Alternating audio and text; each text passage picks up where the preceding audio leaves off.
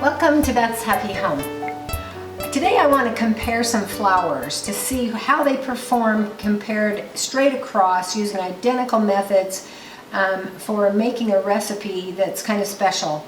The flours that we're going to compare are King Arthur all-purpose flour. This is a whole wheat store-bought one. It's just the store brand. This is the Kroger brand of all-purpose flour, and then this is home ground white wheat. I noticed that I could tell by using this, it doesn't say on the package, but this is red wheat, this is white wheat. You can tell by the difference in their color. And so that's what we're going to find out today. But I want to give you a little bit of background about the recipe that I'm going to use, because a few years ago when we were traveling in Eastern Europe, we were in Poland, and I just fell in love with Poland, and I decided to write a historical fiction novel that was set in Poland. You may not know this, but I am a writer. My first book was published about 20 years ago, and it's called The Angel's Song. It's an overtly Christian story, and so if you want to really get into the Christmas spirit and maybe have a few tears shed in the meantime, give The Angel's Song a try. It's available on Amazon. If you're more swashbuckling, you might like my second book, which is historical fiction, also based on a real character. The Angel's Song is based on a real character. And the second one is called Rasmus, Tales of a Utah Cowboy. And it's based on the stories of a Utah cowboy back in pioneer days. And I got the stories from his grandson, who is the co-author. However, I was researching this story, which is a World War II novel set in Poland, and I just fell in love with the Polish landscape. It was so beautiful, and rolling green hills and agriculture and rivers, and the food was wonderful. And so as part of the story, of course, you have to know what the people would have been eating and how they would have been preparing it. And so hence my interest in POVITICA bread, which is a holiday bread. It's a rolled, filled bread. And so I'm going to make the dough according to the recipe, and I'm going to mix all of the wet stuff together at the same time in one container, and then divide it evenly among 4 containers, and then add each of these different flours to the bowls from there. And I want to make not only an authentic POVITICA bread to harken back to Poland and that area around there. Slovenia, Croatia also have their versions of POVITICA bread. Although when we were traveling in Croatia and Poland and Slovenia earlier this year, I didn't see it. I was looking for it in the bakeries and I didn't ever see it.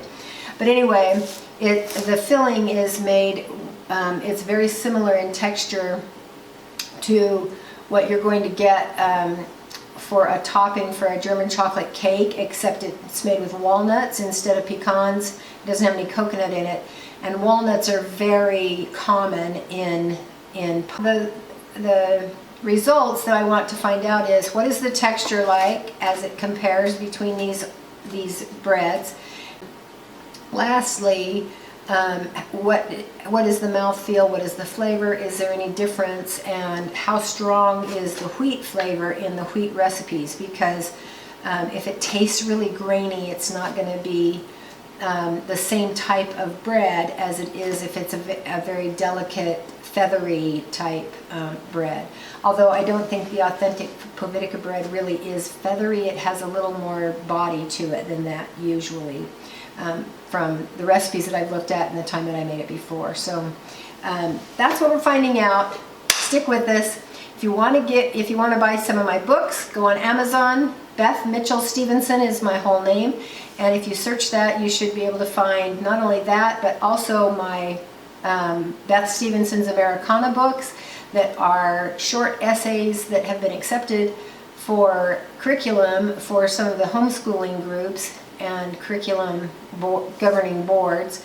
And if you have a patriot in your life, you're going to like those books as well.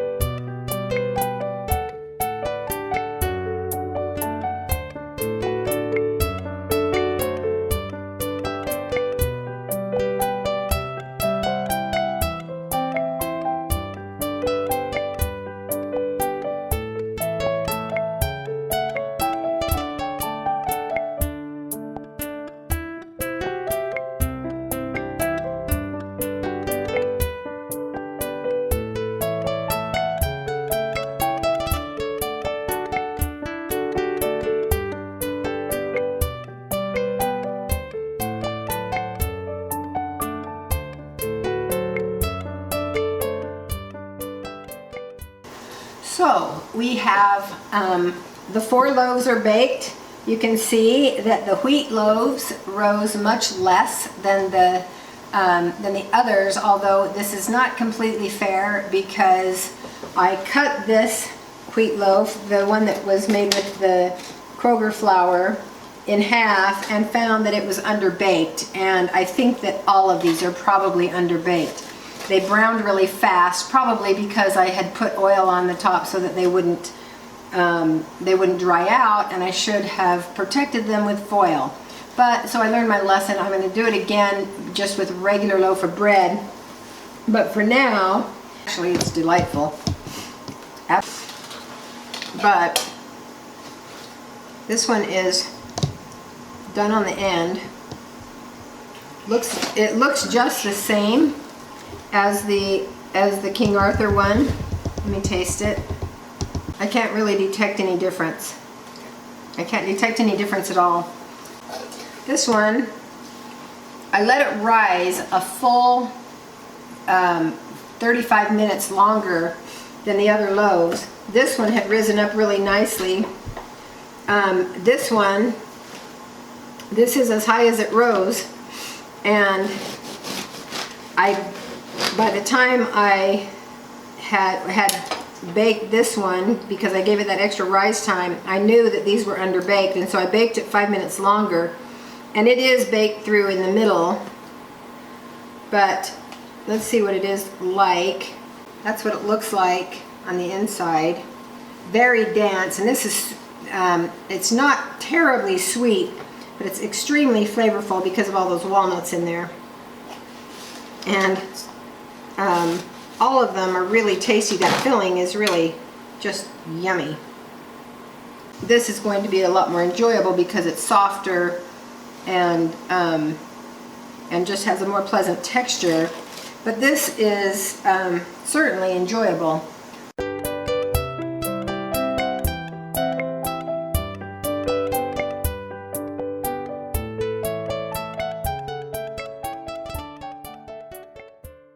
So this is just a simple bread recipe. I'm not going to roll anything into it at all, but I measured very precisely the liquid amounts and have some interesting results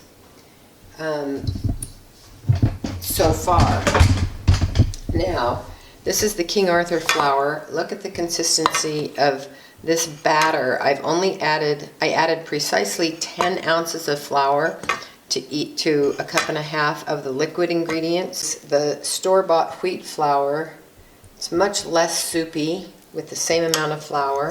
There was a flaw in my method before by measuring the flour by weight, that the whole wheat flours don't take as much, and so consequently I ended up with a much heavier dough, much stiffer dough than I would ordinarily have.